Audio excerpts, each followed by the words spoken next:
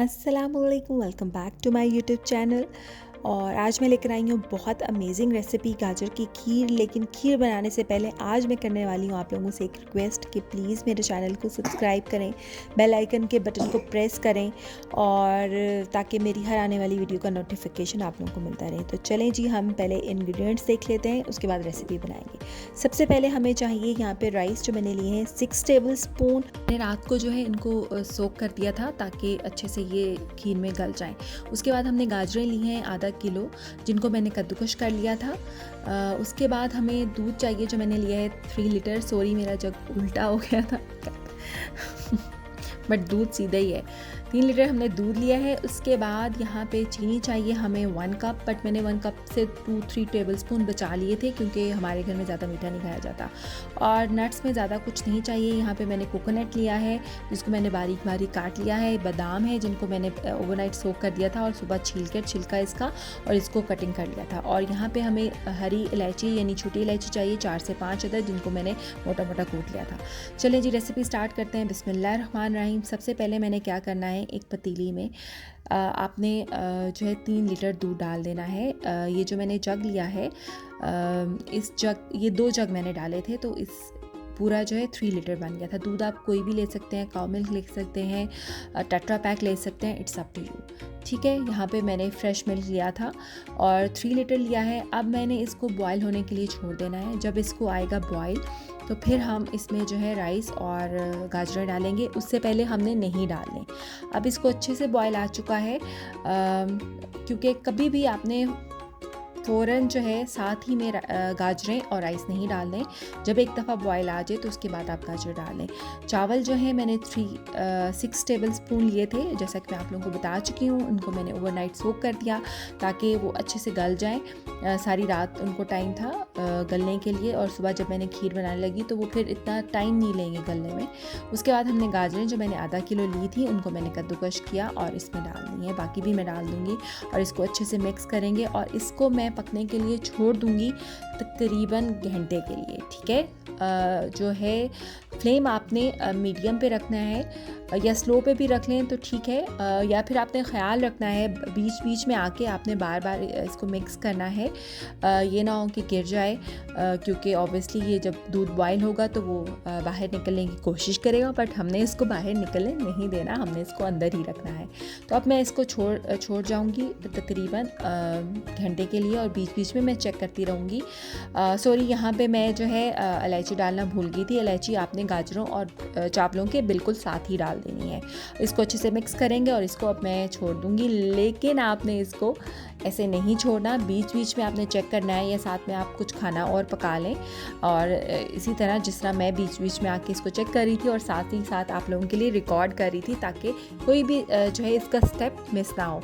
चलें जी, अभी इसको बहुत टाइम है। अब मैंने यहाँ पे फ्लेम स्लो कर दिया था और स्लो करके मैं चली गई थी ताकि जो है नीचे ना लगे। चम्मच हिलाना इसलिए भी ज़रूरी है कि ये नीचे ना लग जाए, इससे आपकी सारी मेहनत ज़ाया हो जाएगी। तो अब आप देख सकते हैं ये तकरीबन हाफ़ हो गया है। ठीक है, लाइक इसका जो दूध हमने डाला था, समझे ये 1.5 लीटर रह गया है और अच्छी खासी ये थिक हो गया है, बट अभी भी ये इतनी थिक नहीं है। थोड़ा सा और हम इसको टाइम देंगे। बट मीनवाइल मैंने क्या किया कि इसमें मैंने जो नट्स थे, जो नारियल था, जो आलमंड्स थे, वो मैंने डाल दिए हैं ताकि उनका भी फ्लेवर अच्छे से इसमें आ जाए।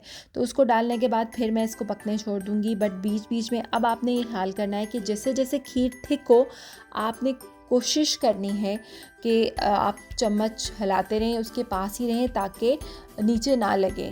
नीचे लग गई तो फिर वो मज़ा नहीं रहेगा, आपकी मेहनत ज़ाया हो जाएगी। तो चलें जी, अब मैं इसको फिर 15-20 मिनट और पकाऊंगी और उसके बाद जब ये पक जाएगी तो हमने इसमें क्या करना है, हम चीनी ऐड करेंगे, क्योंकि चीनी ऐड करने के बाद भी ये पतली हो जाएगी और हमने इसको और ज़्यादा कुक करना है। बहुत मज़े की लगती है। कुछ लोग ठंडा खाते हैं, कुछ लोग गरम खाते हैं, कुछ लोग इसको गजरेला भी कहते हैं, बट हमारे यहाँ इसको गाजर की खीर बोलते हैं। सो मैं गाजर की खीर ही बोलूँगी, आपकी मर्ज़ी है, आप जो मर्ज़ी बोलें। अब आप देख सकते हैं कि अच्छी खासी तकरीबन ये पक चुकी है। अब ये टाइम आ चुका है कि हम इसमें जो है शुगर ऐड कर दें। तो शुगर जो है मैंने आप लोगों को 1 कप बताई थी, बट मैंने उसको डालते वक्त उसमें से 2 to 3 टेबल स्पून बचा लिए थे, क्योंकि हम लोग कम मीठा खाते हैं। लेकिन अगर आप लोग ज़्यादा मीठा खाते हो तो आप लोग पूरा कप ही डाल दें। और चीनी डालने के बाद ऑलमोस्ट हम इसको पकाएंगे 15 से 20 मिनट।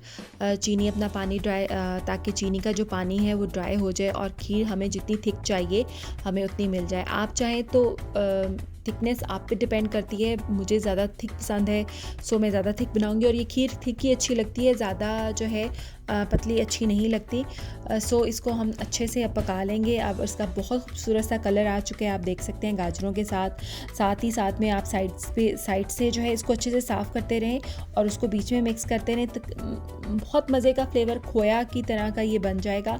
बहुत ज़्यादा मज़े का जो है इसका फ्लेवर होगा, ना ही ज़्यादा इसमें चीज़ें डली हैं कि आप लोगों को कोई प्रॉब्लम होगा। अभी आप देख सकते हैं कि कितने अच्छे से ये बन चुकी है। अच्छा, चीनी डालने के बाद आपने मुसलसल जो है चम्मच को हिलाते रहना है ताकि आपकी खीर जो है वो नीचे ना लगे, क्योंकि जब नीचे लग जाएगी तो फिर उसका जो टेस्ट है वो बहुत ख़राब हो जाता है।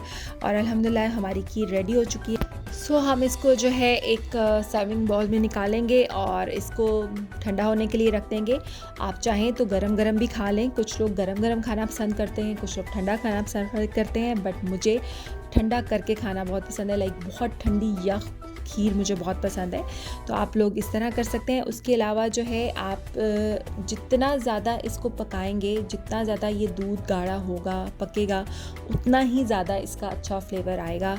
इंस्टेंट बिल्कुल नहीं है कि जी जल्दी जल्दी पक जाएगी, ऑब्वियसली इस पर टाइम लगेगा।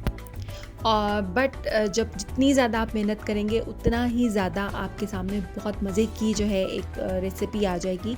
सो कुछ पाने के लिए कुछ खोना तो पड़ता है, बट ऑब्वियसली आप साथ में अपने ढेर सारे काम कर सकते हैं, इतना कोई मसला नहीं है। बट येस, इसको पकने में ज़्यादा टाइम देना पड़ेगा। डेफ़िनेटली आप लोगों को आज की भी रेसिपी बहुत अच्छी लगी होगी। मैं ऐसा इसलिए बोल रही हूँ कि रात का टाइम है और सब लोग सो रहे हैं और मैं वॉइस ओवर कर रही हूँ, सो मुझे बहुत आहिस्ता बोलना पड़ रहा है इस वजह से। बस जी कुछ नहीं, मैंने सेंटर में आलमंड्स लगा दिए थे, साइडों पे मैंने पिस्ता लगा दिया था। आप किसी भी चीज़ से गार्निशिंग कर सकते हैं। और अपना फ़ीडबैक आप लोगों ने मुझे देना है ज़रूर कमेंट्स में, कैसा लगे आपको आज की रेसिपी। अपना रखना है बहुत ज़्यादा ख्याल और मुझे रखना है दुआओं में याद। अल्लाह हाफ़िज़।